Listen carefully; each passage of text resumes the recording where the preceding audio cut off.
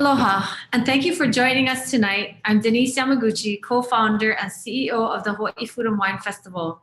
We're continuing our virtual series, Talk Story and Pau Hana with hashtag HFWF by shining a spotlight on thought leaders who are fighting to preserve Earth's precious natural resources and environment. These individuals who sit on our panel tonight are creating sustainable food products, rediscovering regenerative agricultural practices, preserving our natural resources, and educating our community. Tonight, we ask, what is your footprint? Everything we eat has an impact on Mother Earth, and your footprint is the result of what it takes to get your food from the farm to your plate. And these impacts of food are often overlooked. Our modern global food supply chain has implications for transportation, energy, labor, and water, all of which contribute to the carbon footprint we leave behind. How do we balance the global demand on food with preserving and saving our environment? And as we demand greater social and environmental responsibility from our public and private sectors, are we demanding the same of ourselves and our consumption habits?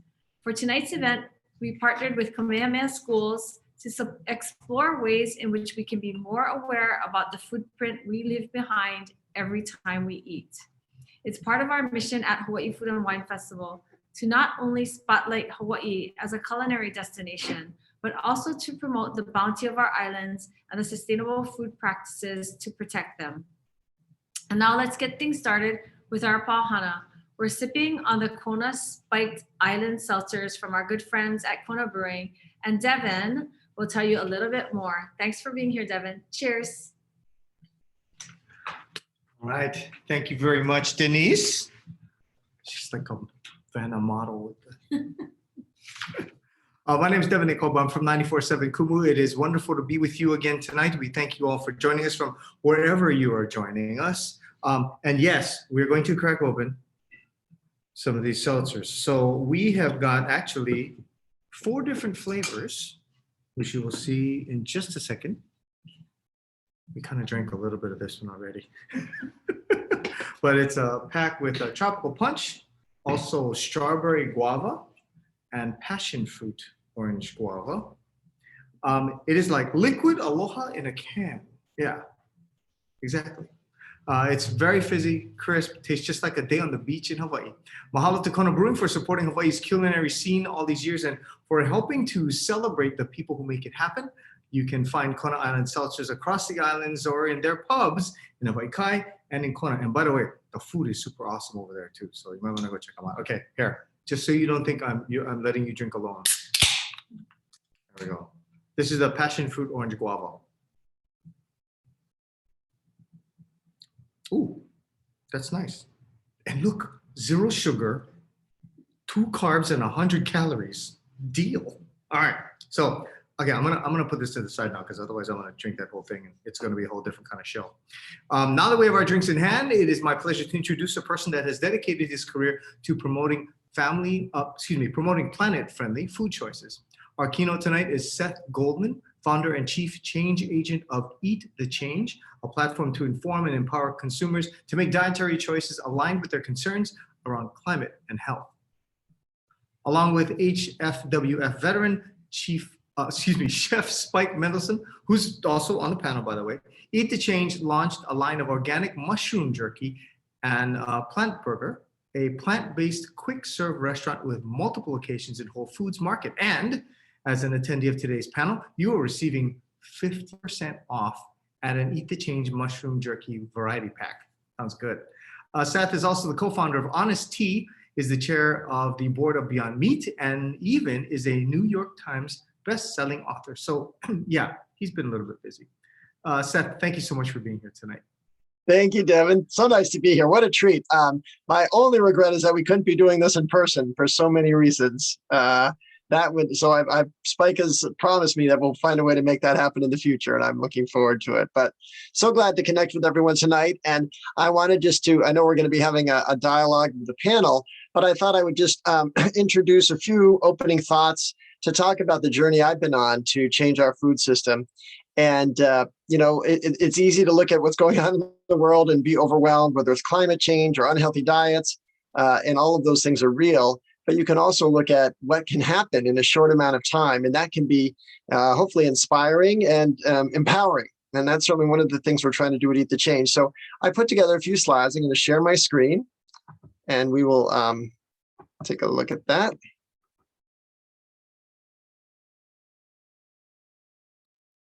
So my journey in food started 13 years ago now. I was working in the investment world, and it really started with a very simple question, which is, why are all the drinks that are in the beverage cooler so sweet?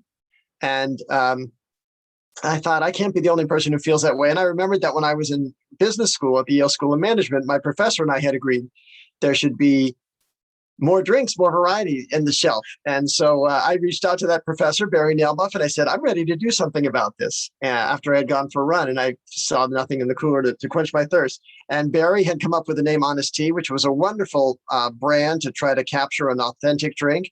And so I started brewing tea in my kitchen, and I managed to get an appointment with the local Whole Foods buying office in Maryland, and walked in there with an empty Snapple bottle I pasted a label on, and 5 thermoses of tea we had brewed in my kitchen. And I told the buyer, I want to sell this in your store. And, to my both delight, but, also horror, the buyer said, I'll take 15,000 bottles. And so I had to figure out how to make it. And we did. And that we got into Whole Foods and started growing around the country, and of course to Hawaii as well, and became the best-selling organic bottled tea.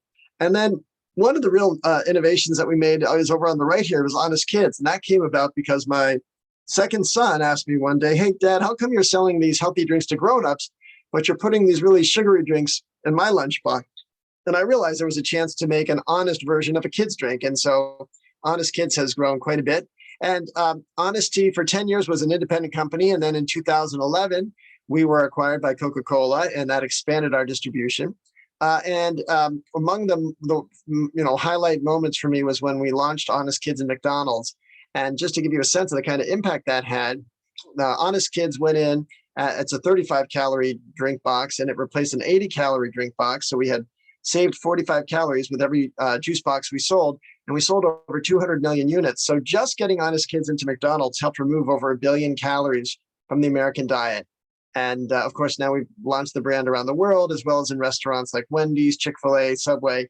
And so it's exciting to see, this idea of trying to make a product that was organic and fair trade and low calorie can get to scale and continue to grow.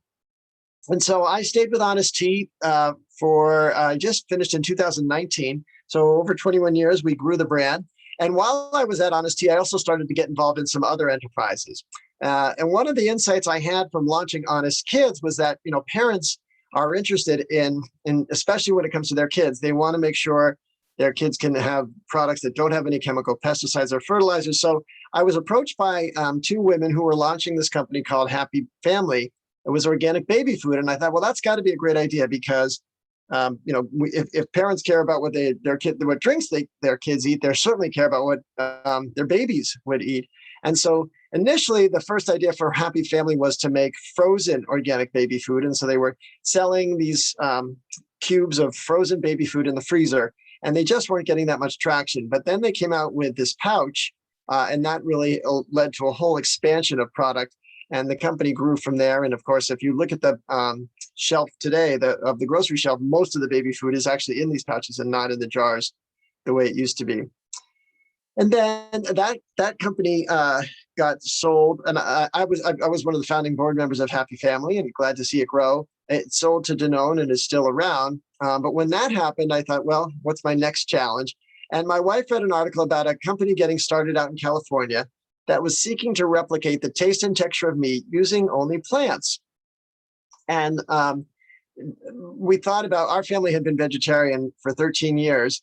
And we were always satisfied with the decision from a ethical perspective, but we were frequently disappointed from a culinary perspective. And by that, I mean, we just, we'd go to a barbecue or a cookout at a friend's house, and they'd have these juicy burgers, and we'd be taking out these, frozen veggie burgers that just didn't satisfy the same way. And so we knew from just the description that if Beyond Meat could succeed in its ambitions to replicate the taste and texture of meat with plants, that would be a powerful idea. So I sent an email over to info@beyondmeat.com and said, I've been involved in the food business for a while. If there's any way I can help, I'd love to. And they were very receptive. I got involved as an advisor and board member, and then became the executive chair of the board. And we really helped to scale and grow the business. And I'm still chair of the board. And the key insight around Beyond Meat was that if you think about meat as only coming from an animal, you're very limited in what you can do. You can try to grow the animal faster, or maybe feed it hormones or antibiotics to make it grow with less stress. But if you think about it totally differently, if you say, well, what meat really is, it doesn't have to be from an animal. It's really an assembly of amino acids that form the proteins and lipids that form the fats. It's 70% water. Then you open up much wider definition of what meat can be. And if you look in this slide over in the bottom left hand, you'll see some high microscopic images of both Beyond sausage and pork sausage. And you can see that they aren't exactly the same, but we would say, those are two types of oranges rather than apples and oranges. And so we also know the cow isn't evolving anymore, but at Beyond Meat, really every few months, we keep finding ways to improve the taste, the texture, the aroma. And just this month, we announced the launch of what we're calling 3.0, which is a burger that has an even meatier taste, less saturated fat, of course, no cholesterol, and actually, some B vitamins that aren't often found in plant-based products. So it's been really fun to see Beyond Meat grow and scale. The other big insight we had was that if we really want to reach the mainstream audience, we have to be selling our product in the meat section of the grocery store. And that sounds so obvious now, but at the time, I got involved, no plant-based products were sold in the meat section. It was always sold in the freezer. And of course, that's where the vegetarian shop, but less than 5% of the population is vegetarian. So by going to the meat section, we've been able to get a much wider audience. And we see in one major chain, 93% of the people who were buying the Beyond Burger also had animal-based meat in their shopping carts. So we were getting people who weren't just the pure vegan or vegetarian. It's also been fun to grow this brand with a wonderful team of ambassadors. You see here Snoop Dogg, who helped us launch it, Dunkin'. And of course, now we also announced partnerships with Pepsi, McDonald's, and Yum Brands, which is Taco Bell, KFC, and Pizza Hut. And so that's been a fun business to grow and to scale. And that led to the next part of my adventure, where once I became chairman of the board of Beyond Meat, that moved me away from a full-time job and with Beyond Meat, and allowed me to launch a new enterprise. And so one of the wonderful parts of this new brand we created, Planet Burger, is that I partnered with Spike Mendelsohn, who I know is loved by the audience here. And Spike, I had been on a panel with him and put some burgers under his chair and said, you got to try these. And he came back. I didn't realize when I snuck the burgers under his chair that his wife was vegan. So he was very enthusiastic about creating this restaurant chain. And we now have 8 units of Planet Burger, a fully plant-based restaurant. And you can see on the bottom right hand is a picture of our steakhouse burger, which uses mushrooms and Beyond Meat. And in the top right is our crispy chicken fungi. And one reason that's such a neat product is it replicates the taste and texture of chicken, but it is made with the fruiting body of an oyster mushroom. That's a piece of mushroom that would normally not make it to retail. In fact, it was going into the compost bin. And when we asked our host, she said, oh, you could cook it up. It tastes a bit like chicken. And in Spike's hands, it tastes wonderful and flaky. And so it's been really fun to take a product that would be food waste and make it into something delicious. One of the other neat aspects of creating Planet Burger is that we got my son involved. I mentioned that my family has been vegetarian for 15 years now, and it started with this son, Jonah. He was the one who convinced us all to become vegetarian. So when we were growing Planet Burger, we managed to convince Jonah to head up the marketing. And he's just done a wonderful job spreading his enthusiasm for the plant-based lifestyle and sustainability. And among the things he did is he came up with this phrase, which you see just above our heads, which is "eat the change you wish to see in the world." And that is a play on the phrase attributed to Gandhi. But it's such a wonderful phrase because it recognizes it's both a call to empowerment, but also a call to action and a call to accountability, that what you eat does matter.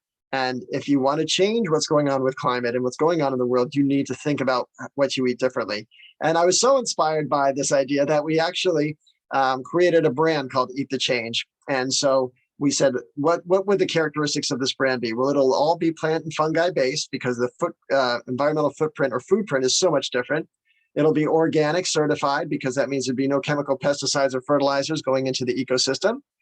There would be upcycling of imperfect produce, just like that crispy chicken fungi I shared with you.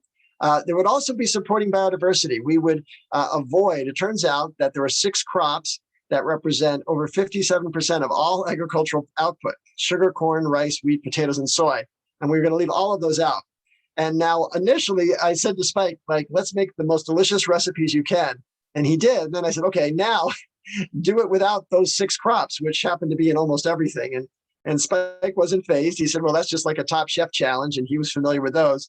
And so he ended up being able to make products without any compromise, without those ingredients. And then our last piece is focusing on recyclable or sustainable packaging. One of the other things we did with Eat the Change is we created an impact program. And I can promise you this wasn't done to please this audience, but I was delighted to learn that one of the grantees was the Hawaii Institute for Pacific Agriculture. It's obviously a local organization that's doing wonderful things to educate the local community about the benefits of plant-based diet, to connect them with where food comes from. And we're going to be running the grant program again this year, and we look forward to continuing to democratize plant-based diets and planet-friendly eating. The product that we've launched under Eat the Change, our first product, is this mushroom jerky. You see it here pictured. There are retailers in Hawaii that carry it. I've posted them on the right. And as Devin said, we also have arranged for this audience to be able to order a variety 3-pack with the code mentioned here. If you go to eatthechange.com, you'll be able to see it and order it. And we hope you do. It'll be a great way to experience the product. Of course, you could also go to these retailers as well. And so we're excited. The brand just really launched in the past few months, so we're just starting our expansion. But while we start with mushroom jerky, we'll be expanding to lots of different occasions, all focused on planet-friendly snacking. One of the other things we wanted to do was make sure we could awaken in people a consciousness that the choices you make count. And so during the month of April, we created the Incredible Planet Challenge. And you see it pictured here, but for 21 days, the first 21 days of April, Earth Month, we identified a different step people could take to nudge them towards more planet-friendly diets. And I encourage you all to visit this website. It doesn't have to be Earth Month for you to start taking these steps. And it could be everything from switching out the creamer in your tea or coffee, to trying some organic products, to trying some of the recipes we shared, finding ways to upcycle produce. And it was a really fun way to engage people and to help, like I said, awaken in them that recognition that what they eat counts. And to celebrate officially on Earth Day, we also recorded a video, a sea shanty. And in this video I'm about to show you, you'll see me and Spike and my son Jonah. And I will admit that the vista is not as beautiful as Hawaii. It's taken on the Potomac River in Maryland, but it does, the words actually do have, it's a call to action. So we talk about the fact that we reap what we sow, and that's very true. What we choose to grow, what we choose to eat, is eventually what will determine how we live. It talks about food waste, that 1/3 of the food that we grow is never consumed. And so that's a huge driver of our food print. And if we can address that, we would make all the energy wasted, all the land and water wasted, that would have a huge impact. Another thing we talk about is animal-based diets that are responsible for a fifth of global greenhouse gases. And if we can move to plant-based substitutes, we'll have a far lighter footprint. And then the last thing we talk about is organic, and being able to avoid the chemicals that not just kill weeds and bugs, but lots of other things as well. So I will show the video, and then we'll turn it over to our panel.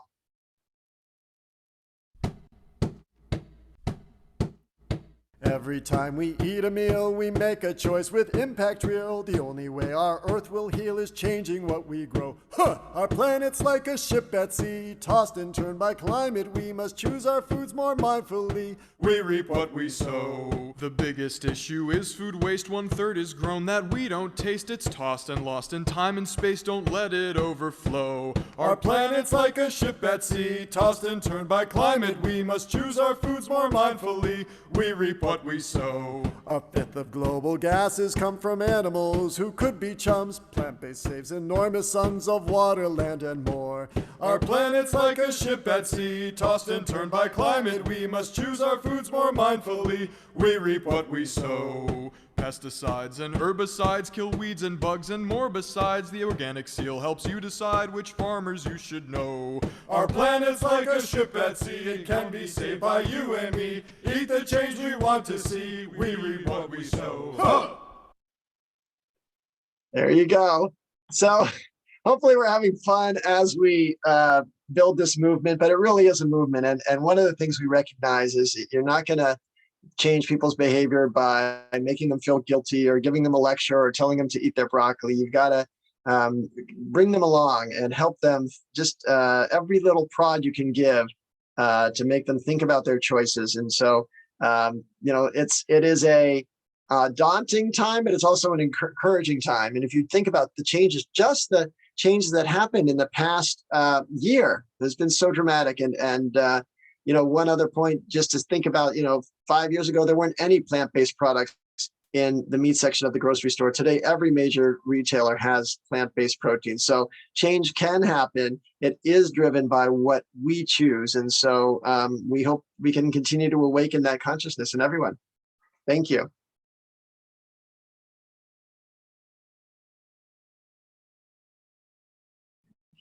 Hey, if I unmute myself, you can actually hear me. So thank you so much for that. I appreciate it. Okay, everyone who's watching this, who's living in Hawaii, is now thinking to themselves, okay, this Planet Burger thing sounds really cool, but when are we getting one? Oh, we'd love to. I'm sure Spike and I could come personally. If we could open a store there, it would be really fun. Maybe that's what we do next year at this time. Yes, and you can give me all the credit for it because it was my idea. Yes. Devin said that we needed to be there because we have, we've grown so much with regards to that kind of thing. Watching for our food print, it'd be really cool to have something like that. Plus, the mushroom jerky sounds really good. I'm ordering some right now, actually. Thank you. And also, by the way, excellent singing and chanting voice. Very impressive. Part of this is being willing to part of being an entrepreneur means you're willing to take risks and be willing to be laughed at as well. And so it was really fun to do that with my son and Spike. And the other thing, I don't know if you could see it, but Spike was actually just got out of being in a boot. He had broken his ankle skiing. And so it was we were trying to be very careful with the earth. We didn't want to have another accident. Well, thank you so much for that, Seth. We appreciate it. Now, without further ado, we're going to open it up to our panelists, each representing organizations that are helping to reduce our food print through products, campaigns, and education. And at the end, we'll have time for our panelists to answer questions. So you can use the Q&A function to write in your questions, and please include their name if it's a question for somebody in particular who's on our panel. I'll start by having each of the panelists introduce themselves. Please say your name and tell us a little about your organization. So, Derek, you're the first one I see right now. Okay, maybe I should start then. Okay. Yes, please. So I said we do sell plant-based products in our store. In fact, it has started to gain popularity here on our islands. And so I'm Derek Carissa, and I'm the executive vice president of KTA Superstores. We have 7 stores on our island, and guess what? We're like 103 years old today. Wow. Yeah, and I started my career 53 years ago, and KTA is a family-owned business. It's a local business where I was blessed to work from the founder all the way to now the 4th generation of leaders. So I've been in the company for quite a while, probably before Krisha was even born, but it's okay. Through 103 years, from our founder to our CEO today, Tobi Taniguchi, our motivation to succeed is always driven by the desire to take care of our employees, our customers, our community, and being socially responsible company in this great place that we just love this island, Hawaii Island. So, yeah, and we do sell plant-based products. That's Derek. Okay, thank you. All right, thank you so much, Derek. Appreciate it. And by the way, if you ever go to the Big Island, you have to go to KTA. It's almost like they don't let you leave the island and fly back to wherever you gotta fly back to unless you go KTA. So make sure you go check it out. Oh, thanks. We have Spike Mendelson. Oh, of course. Hilo, Big Island boy. So I'm right there with you. Spike Mendelson is Plant Burger and Eat the Change founder. Hello, Spike. Hey everyone, can you hear me? Yes, sir. Great. Yeah, so I'm Seth's co-founder with Planet Burger and Eat the Change, and I'm a DC-based chef.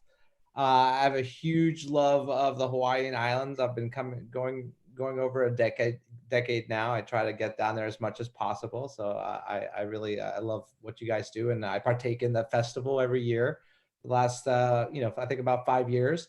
I'm a homegrown DC chef. I've been here since 2008 when the Obama administration kind of launched. I was fresh off a Top Chef when I got to DC, and I was very green to the business and launched a few restaurants. And I fell in love with DC. I never thought I'd stay here as long as I have actually, but I also fell in love with the community here, and that's kind of what got me started in reaching out to the community and giving back. And I was honored to be part of Michelle Obama's initiative to reform school lunches in the DC area and nationwide. And I was one of the sponsored chefs that did a lot of research and kind of recreating the lunch meals. And that was kind of my first endeavor into policy, really something serious. And I really enjoyed it because it was teaching kids where their food comes from and what healthier meals are. And I just kind of got addicted to doing that. So I do a lot of chef advocacy for CARE on international on Food Aid. And I happen to chair our Mayor Bowser's DC Food Policy Council. So I chair the board of that. And under that legislation, we cover sustainable agriculture, urban farming, supporting local business, and addressing a lot of the barriers in our food system locally, and especially concentrating on food deserts, education, and healthier foods in the district. So that's a little bit about me, and looking forward to a great conversation.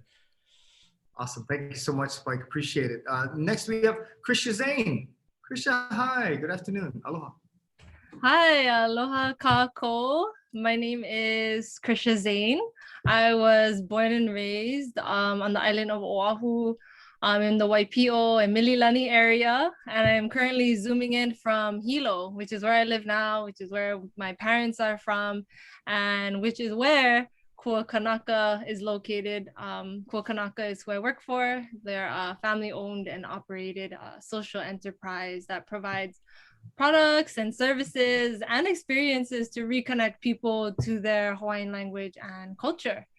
And there, I'm a project developer. I'm also an administrator, and I oversee the development of Ea Ecoversity, which is a higher education and career training program for youth and young adults, which also includes having a hand in the development of an outdoor learning laboratory. That's 5 acres of kalo farm that we named Kapapalo'i o Keali'i Kua'aina.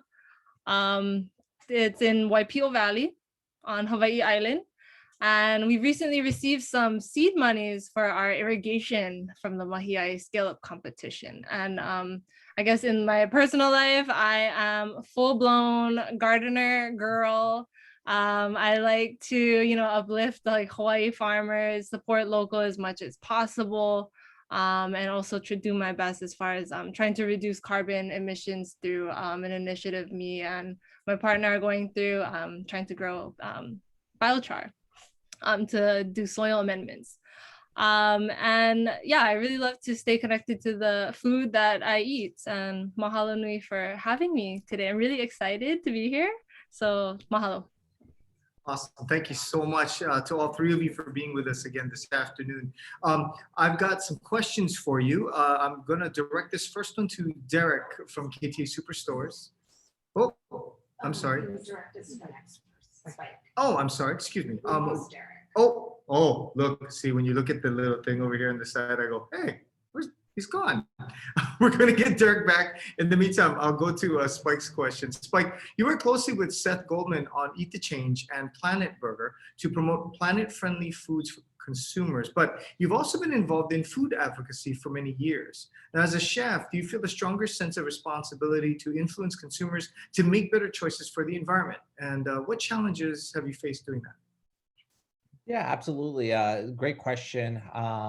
It's great to work with Seth, which is such an all-star advocate and understands the business holistically, and to learn from him. And I think for me as a chef, I think we're so connected to what I've found over the years. And the one thing that really kind of tipped me over the edge is I was able to partake in a boot camp with Chef Action Network, and they've done some work actually throughout Hawaii in the past with Ed Kenny, and in my boot camp in particular, Ed Kenny was part of it, which I know you guys, that's a local star over there, and Jack Johnson happened to be part of my boot camp as well. And I was really learning on how chefs actually have a larger voice than they realize, and how we touch food throughout the entire process. Not only do we deal with farmers and purveyors, and we accept food, we touch food, we prepare food, we store food, we cook food, we plate it, we serve it to you.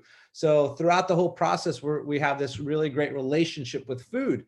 And the irony is that we could probably be the best advocates for the food system, and because people trust us with their food, because they come into restaurants, they pay us money, and we cook for you. So it's something that's very tangible for people. So once I figured that out, and I opened my eyes in my restaurant. I just happened to be on Capitol Hill, and I happen to have, congresswomen and congressmen and senators, and even the president, President Obama has been to the restaurant in the past, and the family.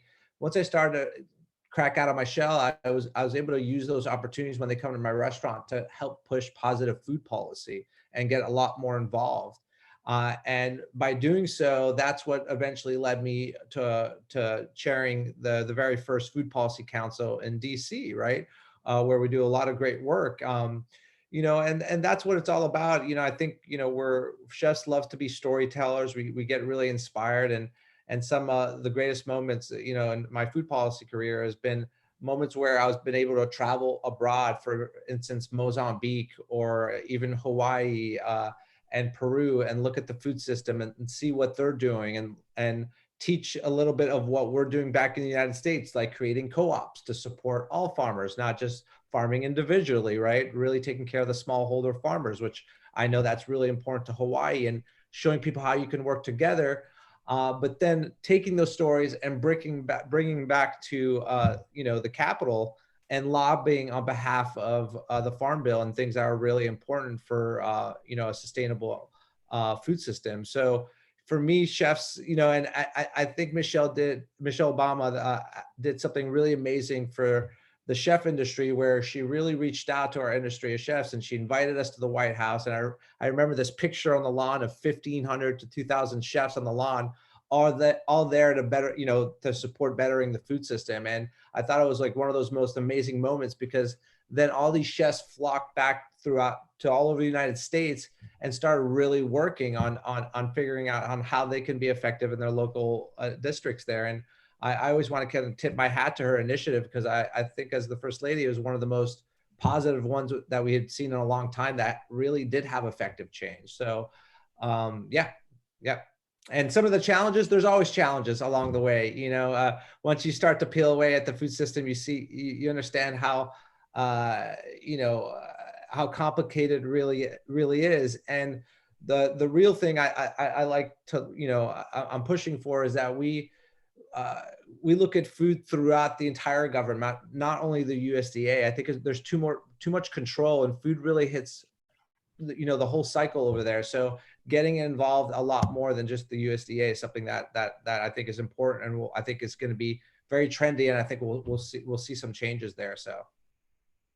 All right, that sounds great. Thank you so much, Spike. Appreciate it. Next question is for Krisha. Krisha, at Ku-A-Kanaka, your team provides services and education to revitalize, restore, and reconnect to the native Hawaiian culture to benefit the community. So specifically, how does Ku-A-Kanaka's EA Ecoversity, EA Ecoversity, program educate young people about not only land stewardship, but also making healthy and sustainable food choices. And how do you teach your students that what they eat impacts their day-to-day lives now and in the future, mentally, physically, even culturally? Okay, mahalo, Devin. Well, through AI Ecoversity, which again is the culturally based higher education and career training program, like you said, a big component is that land stewardship, so that our learners can have that strong relationship to the land. That includes food sovereignty, and even in Hawaii, there's not a lot of land. We're in an island, right? So we need to know how the history of how our lands were used at one point. When it comes to making healthy choices, we have to ask ourselves, what is the relationship that you even have with the food? Do you know where it's from? Do you know where it's been? Do you know how many people have touched it? These are things that you have to consider living on an island just because it is so small, and when we think about these things, there becomes this urgency, to support more farmers, eat more indigenous diets, eat things that are grown in your neighborhood, eat things that don't have to be shipped to the island. And people want to include seasonal local foods into their diets. But the problem that I've been seeing is that even if people want to include these things, maybe they just don't know where to get it. So we support our learners, I guess, through two ways. One is we have Kanaka Kitchen, which is our Hawaiian language cooking class, where we reintroduce and kind of get creative with local ingredients and incorporate them into familiar home dishes. So in Hawaii, we eat a lot of poke, the fish. I've seen kalo poke, so the taro poke. You really like substituting ingredients for other ingredients, but getting still that delicious flavor. And most times when we do these types of things, I think actually, let me backtrack. We also did recently for Mother's Day the ulu crepes, which was using the ulu flour to make crepes out of it, make sweet and savory. So that was another way to incorporate these ingredients. And most times, during these Hawaiian language courses and, cooking show class type of situations, there is a story, a Hawaiian story that is associated to these things. So, learners are, they get tied into, the culture. They also learn cooking skills, because how many young folks, maybe their mom or grandma or somebody was cooking for them all their life, and they're finally having to realize, oh man, I gotta know how to cook for myself to survive even, and obviously the best part of the class is that they get to eat at the end of it. That's always the best, and it's always delicious. So that's one way. Another way is that we have a 5-acre wetland kalo farm in Waipio Valley, where we just recently kind of opened it up to being able to host groups. Last year we spent the entire year clearing the space that hasn't been utilized for over 40 years. And now we're finally at the place where we can have people come and visit us. So that's another way we can support our learners, by teaching them and inviting them to the site to teach them about kalo farming, growing their own food, how to maintain irrigation, crop production, all the bells and whistles that comes with being a kalo farmer. And we can't necessarily tell them what to eat or how to eat or even when to eat, but obviously we hope that these experiences that we introduce them to and expose them to, kind of help them shift their norm and help them make more informed decisions on how to treat food, how to have that relationship with their food, so that they can make the healthy choices that works for them. Things when you're trying to improve people's diets or impose what your beliefs are, there's a lot of resistance. So we want to be able to be almost, I don't know if the word's like digestible, something that they can digest, so that we actually see change in their lives. And I think another thing that I like to push out is that you're the voter. You vote with your dollars. So if you are going to spend money, be wise with the things you buy, because that is the money that you've earned in your life. And you should make conscious decisions of the things that you want to support. So I think that's how we, at this point, can support them through Ecoversity to kind of empower the community and all of that. So. That's really cool. Thank you so much. I appreciate that, Krisha. Next question is for Seth Goldman. Seth, thank you for sharing some great information in your keynote address. It seems that we can each take steps to care for our environment through each food choice. On the opposite hand, what could the impact be if we as consumers don't make these changes? And can you give us a sneak peek at what's next for Eat the Change? Sure. Well, in a sense, what's next is where we've been. You know, there's a great Chinese proverb: if we don't change the direction we are headed, we will end up where we are going. And so where we're going is, you know, not a sustainable direction. And it's, of course, diet isn't the only part of climate change, but everyone recognizes, and I know especially in an island state, you know, that we're not on a path where we'll be able to live like we've been living. And, you know, just the math alone, if we were to try to feed 10 billion people with the diet that we consume here in the West, we'd need 2.5 planets, 2.5 Earths. And the last time I checked, we only had one. So we're not on a sustainable path. So we've got to find a way to change people's behavior. And you know, one of the things I told Spike when we were growing this business, you know, he said, what's the most effective way I can contribute? I said, make these products taste delicious, because it's all about taste. And if it tastes great, people will buy it, even if they don't think they're making a conscious choice. Because no matter what people's going on in their minds, whether they're thinking about it or not, their choices still have an impact.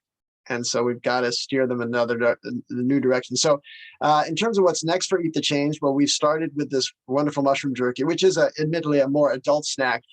And we've also got some ideas around some kid-friendly options as well, something that a kid could put in the lunchbox and find delicious, but also sustainable and grown, you know, with what we'll call perfectly imperfect food. So that's a fun new project we've been working on as well.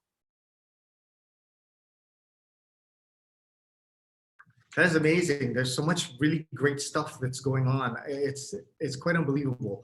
And believe it or not, we're already at 6:17. We're supposed to be ending at 6:30. I know there was one final question I was supposed to wrap up with, but instead, I'd like to, if we can, go to the question and answer segment, which is going to come up on my computer in just a second. Yes. Okay. So actually, I had one question for myself to Krisha. Krisha, you know, I've noticed that we have a lot more people who are starting to farm kalo, who are taking that step to look at the land in a different way. And are you finding, do you guys like get together and hui and talk to each other? Because you are at least the 4th or 5th person I know that's raising kalo in a way that's meant to be sustainable, which I think is exciting. And you know, people just didn't know about it before. So do you find that that's happening for you? You know, I feel like Hawaii, there is no Hawaii without kalo. You know, we eat poi, that is a staple in the culture. And, you know, I think maybe there was just that disconnection for a little bit, and people are just, oh, you know, it's time to reconnect. You know, in our research, when we recently went through the Mahia and Ku-A-Kanaka cohort learning, you know, opportunity, in our research, we found that Hawaii actually imports 2 million pounds of kalo a year, not including things that are, you know, frozen, or, and this kind of like an old number. So I'm kind of, you know, I was really shocked as far as like that much, really, we really import them. But because at one time we were fully sustainable. And what PO, what we're really trying to do is create a sustainable model, not just for growing kalo and teaching the next generation, but also figuring out how farmers can afford that, to live a kalo farmer's life. You know, a lot of farmers in YPO are weekend farmers only because of, you know, the price in the market is too low. You know, they have to work full-time jobs. So these are very like real economic issues that are, you know, that have prevented kalo farmers, you know, for all of us to be kalo farmers, you know, in our normal lives. So I think, you know, I do hope that we're able to kind of narrow in what it really is and try to kind of reinvigorate and support all people who are trying to grow kalo. It's really great because every time I go to eat Hawaiian food and they say we have a shortage on kalo, I go, what? How can that be? We're from Hawaii. There's no way. We should always have poi because you cannot eat Hawaiian food without poi, right? So Totally. anyway, Totally. thank you, Krisha. Appreciate it. Krisha, is the kalo different from the poi? So kalo is what poi is made of. So Okay. kalo is there's a corm and the huli comes out of it with the leaves. And you plant it. It takes about 9 months to 12 months. And then when you can finally harvest it, you can steam it and you can just eat it like that. It's just, people refer to it as kalo pa'a or just table taro. You can eat it like that. It's delicious. It's 100% of that nutrient-rich product, but a lot of folks like to eat it as poi, which is also equally as delicious. Oh, And as a diabetic, it has a low glycemic content, so it's perfect for people with diabetes. But it has the starch, and it mixes really well with fish, a couple of pig, and everything else you want to have in your Hawaiian diet. So it's beautiful. I do have a question for Spike. This is from Pony. With the new administration, there seems to be a shift in focus on food and agriculture. Some seem rather hopeful. What are 3 food policy issues, pro and or con, that you are keeping close tabs on? Ooh, heavy-handed Why question. don't we give you the tough one? Sorry. Well, I'd say one is definitely, food waste. There's no reason to waste, almost 50% of the food that we produce. I think, if not more. I think, I especially with some of these farmers on the call here, and we know how hard you work. It's just basically unacceptable. I think one of the other ones I want to keep track on is date labeling. I think, it's definitely, food is a business.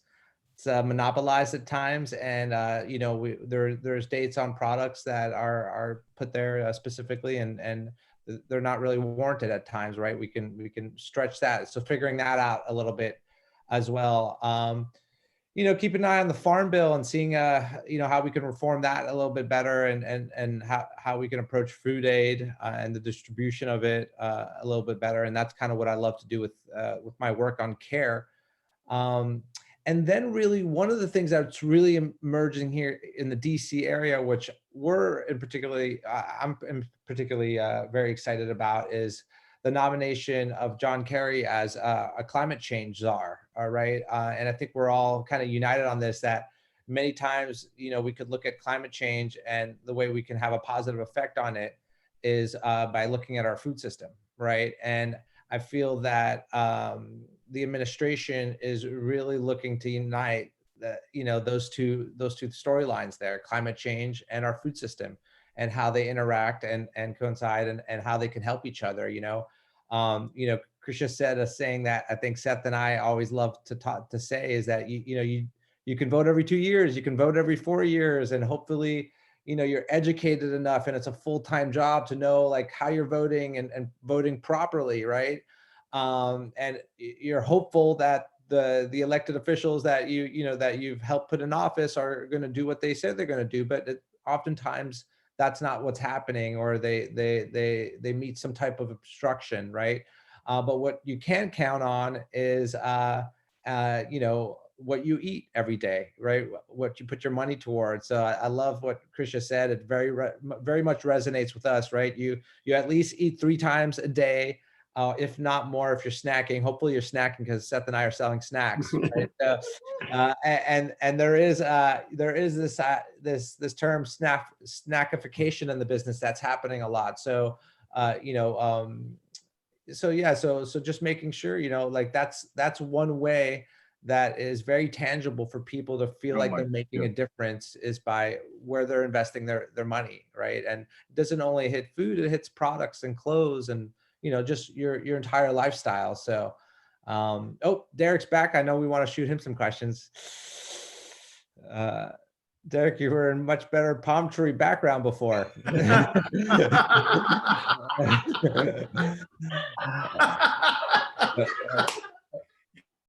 Hi, Mike, how are thanks you? so much I think Derek must have been I had running to around. panic. I had the whole park to become healthy.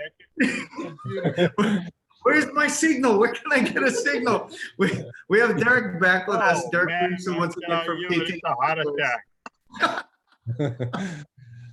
It's okay. It's okay. No problem. We understand that these things happen. This has been Nobody this has bought been the wondrous nobody thing. bought my meat products after you came on, and then they shut it all down.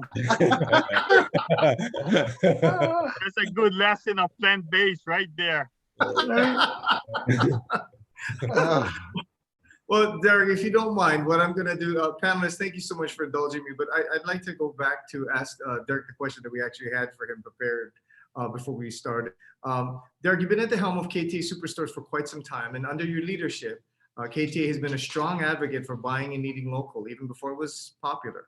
And you also created Mountain Apple brand to promote local products. So what gave you this foresight, and what is the impact that it's had on the community from farmers to consumers? Well, being born and raised in a sugar plantation, my former boss, before he passed away, he told me, the plantation was so nice to us. And if it ever goes under, I have an obligation to go and take care of them. And, the thing went under, the plantation went under, and, so after 103 years of we being in business, we're always very strong supporter of local. But, 38 years ago, we put in a really extra effort to totally support local. It's not only just local products, but local manufacturers and everything else. So Mountain Apple brand was created, and we had at that time 40 different partnerships and 220 items. We made fresh food available even on our island during shipping strikes, the disasters. And at that time, in fact, today we have 95% of all our local vegetables is all locally grown. Our leafy vegetables, all locally grown. And about 45%, I don't know if Sid want to hear this, but 45% of our beef is locally grown beef. Okay, it's locally grown. 10% of our pork, and the pork eats all of our waste from the produce and everything else, and we buy the pork back. So that's recycling. And 65% of our milk is local. All our bananas, fruits, whatever it is, it's 100% local. We started to get heavily into manufacturing because I saw a lot of products being discarded, because of poor quality or high demand. So we got into manufacturing. But I want to talk about really something very on our first product that we put out. It was milk. And about 38 years ago, there were at least 9 dairies here on our island. And only one today exists, and they're on this island here. I guess because the cost of feed, land, energy, labor, as well as reduced demand for fresh milk because the plant-based milk always started to come out, where problem causes. There were many crises, but today I'm so confident that the local dairy industry will survive during the while. The owner understands the need and plans to change Derek, hang on. I think you're leaning too far in. Oh, I'm I think you're leaning too far in. Okay. There you go. Yeah. Oh, see all my jaws there. Yeah. So they're gonna do. Yeah, this is a new computer to me, so I don't. So they're gonna do plant-based milk. And the great thing about this plant-based milk is that they're gonna use local egg products. So he's gonna use macadamia nut, and he's planning to grow his own soybeans, and he's planning to grow his own oats and everything else. And as far as the cow is concerned, his plan is to raise his own feed. And he's planning to do silver pasturing. So silver pasturing is basically raising a cattle with trees so the trees could absorb the methane gas and it could burn the trees for biomass. And it will be keep on planting trees and replanting trees and cutting. So, you want to keep the environmental clean and everything else.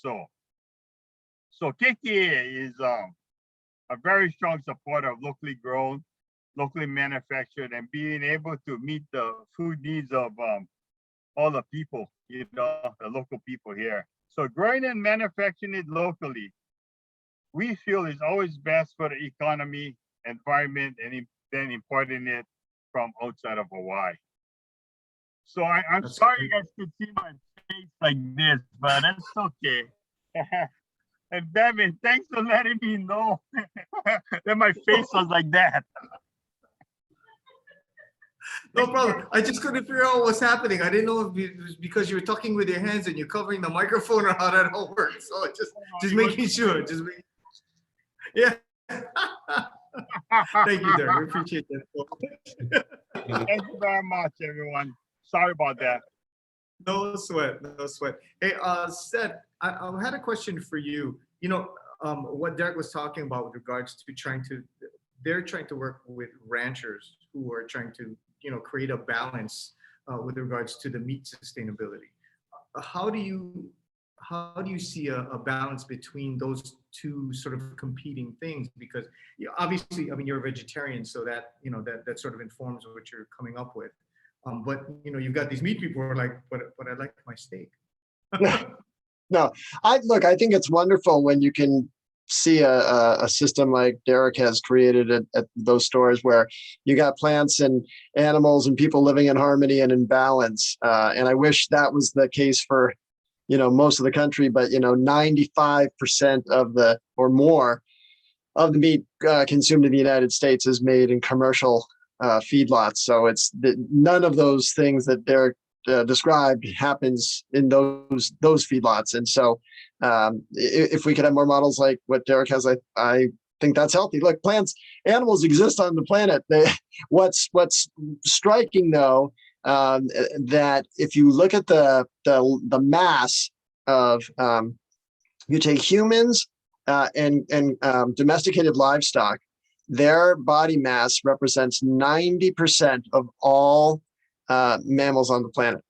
So all the whales, all the horses, everything else there, and so we're way we're way out of balance in terms of where most livestock is cultivated, and I would love to see a model that shifted much more closer to what Derek described. Okay, thank you very much. I appreciate that. Krisha, just wanted to ask you, how does Ku-A-Kanaka reach new individuals to participate in Ecoversity? And how do you keep them connected even after completing the program? And also, where did that name come from, Ku-A-Kanaka? Well, I think I heard a lot of questions right there, but I'm sorry, I had too many questions all at once, so I just went shove them all together. But we can start with the name. How about Ku-A-Kanaka? Where did that come from? Ku-A-Kanaka. Ku is to stand, like Ku-A-Kanaka, and Kanaka is, stand as a Hawaiian. That's really what it means and embodies. And what that really means is when people are able to know who they are and be able to see with the lens of Hawaii first, being connected to the land, they're kuas, they're gods, and also, knowing that there is a symbiotic relationship between, the whole being of, existing really. That is what it means to Ku-A-Kanaka, and it really means to stand as a Hawaiian, have your values really forward, with culture forward, and that's, I think, how it was started. Oh, cool. And then the other question was, how do you reach new individuals to participate in the program? So Ecoversity, to be quite honest, we just recently launched a soft launch last year in October, even though this was an idea for probably over 5 years. We reach new individuals at this point by word of mouth. We've been doing really minimal marketing, just because we're at such a beginning pilot phase that the capacity that we're able to operate at is, really small, and we're still testing a lot of stuff. We have our advisory boards who are really, kind of going for it this summer as far as getting the curriculum, all the foundational stuff in place. But we hope that one day we'll be able to kind of do more outreach. But if you folks are interested, you can reach us at Ku-A-Kanaka.com/Ecoversity. There they have kind of a brief website, and then eventually we're gonna have to segue and be our own entity, which is the whole bigger idea with Ku-A-Kanaka, because we're a social enterprise and everything just goes back to this program. That is really, really cool. Thank you so much. I appreciate that. Okay, since we have Derek, and he's been now with us solidly for the last 5 minutes, I'm gonna assume he's gonna stay with us. So Derek, before we lose you again, I have to ask you, how does Mountain Apple brand compete with the low prices of mainland goods? Because they bring in, eggs for like $3. I mean, how do you guys compete with that with Mountain Apple? Oh, man, I'm going to say this right in front on Sid and Spike, but I'm going to tell you guys this.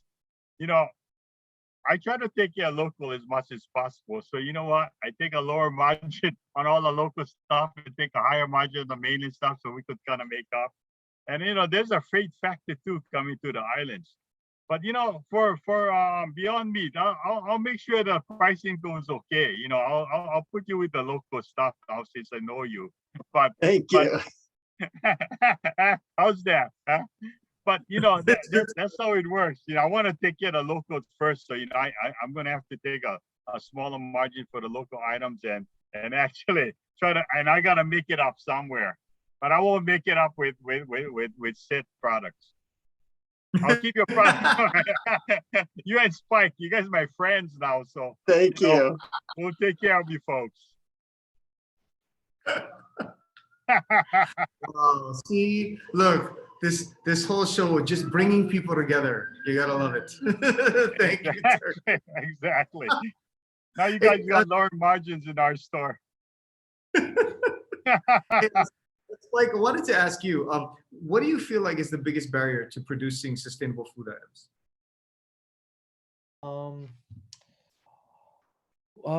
Well, it's kind of what Seth pointed out. It's we produce, I think, what was it, 56% of our agriculture is from 6 crops only, and that's what's readily available on demand. So you really kind of have to think outside of the box when you're trying to support biodiversity and you're trying to produce products that don't include those 6.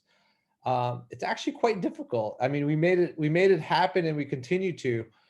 The other thing, and specifically to Eat the Change, we only deal with whole foods, so there's nothing really processed. We refer to it as food in its native form, so it's recognizable. So, for instance, our mushroom jerky, you could see it. It's not processed. It's not made out of soy or anything like that, and all that stuff has a place and space. But that's not what we're doing. We're doing it a little differently.